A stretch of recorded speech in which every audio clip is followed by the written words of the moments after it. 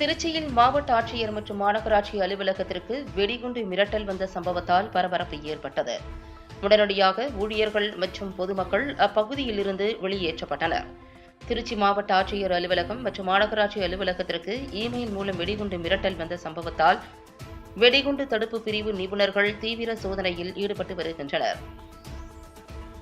Trichy cantonment பகுதியில் உள்ள திருச்சி மாநகராட்சி அலுவலகத்திற்கு மின்னஞ்சல் மூலம் மர்ம நபர்கள் வெடிகுண்டு மிரட்டல் விடுத்துள்ளனர்.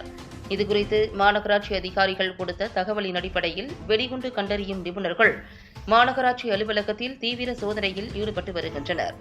இதேபோல திருச்சி மாவட்ட ஆட்சியர் அலுவலகத்திற்கும் வெடிகுண்டு மிரட்டல் விடுக்கப்பட்டுள்ளது.